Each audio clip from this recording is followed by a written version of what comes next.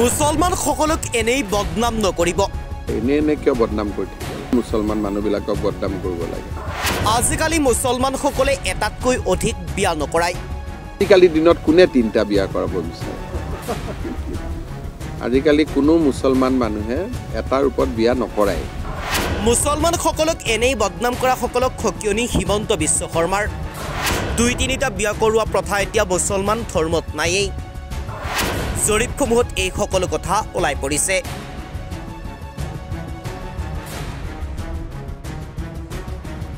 এইবাৰ মুছলমান প্ৰীতি হিমন্ত বিশ্ব শৰ্মাৰ মুছলমানৰ পক্ষত থিয় হৈ মুছলমানৰ বিষয়ে ক'বলৈ আৰম্ভ কৰিলে হিমন্ত বিশ্ব শৰ্মাই। যিসকল লোকে মুছলমানসকলক এনেই বদনাম কৰে সেই সকল লোকক খকিয়নি দিলে হিমন্ত বিশ্ব শৰ্মাই। আজিকালি মুছলমানসকলে এটাতকৈ অধিক বিয়া নকৰায়। মুছলমানসকলক এনেই বদনাম কৰা সকলক কঠোৰভাৱে খকিয়নি দিলে হিমন্ত বিশ্ব শৰ্মাই। 2 বা 3টা বিয়া কৰোৱা প্ৰথা এতিয়া মুছলমান সমাজত নাই। 2 বা 3টা বিয়া কৰোৱা প্ৰথা এতিয়া মুছলমান ধৰ্মত নাই। গতিকে এই বিষয়টো এনেই সমাজত উত্থাপন কৰি মুছলমানসকলক বদনাম কৰাটো যুক্তিকৰ নহয়। অযথা অথবা বিনা কাৰণত মুছলমানসকলক বদনাম কৰিবলৈ বাদ দিয়ক। মুছলমানসকলে 2 বা 3টা বিয়া কৰোৱা প্ৰসংগ উত্থাপন কৰি এনেদৰে হিমন্ত বিশ্ব শৰ্মাই সংবাদ মাধ্যমৰ সন্মুখত মন্তব্য কৰিলে।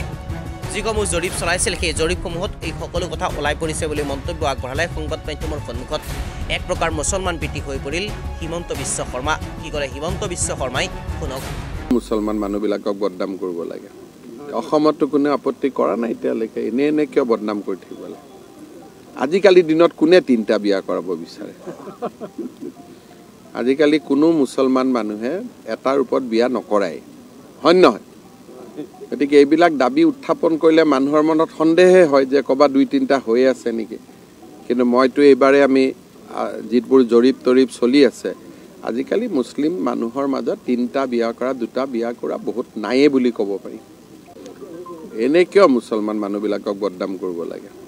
অসমতো কোনে আপত্তি কৰা নাই এতিয়ালৈকে। এনে কিয় বদনাম কৰি থাকিব লাগে? আজিকালি দিনত কোনে 3টা বিয়া কৰাব বিচাৰে?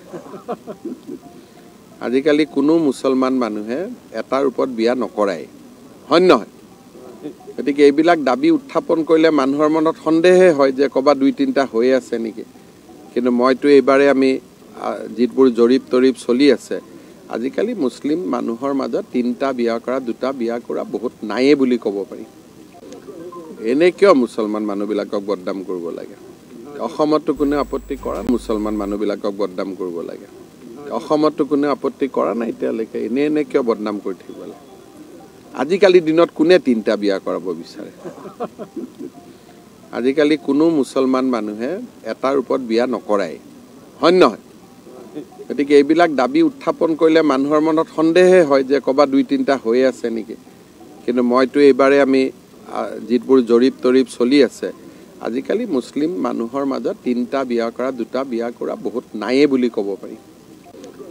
এনে কিয় মুছলমান মানুহবিলাকক বদনাম কৰিব লাগে? অসমতো কোনে আপত্তি কৰা নাই এতিয়ালৈকে। এনে কিয় বদনাম কৰি থাকিব লাগে?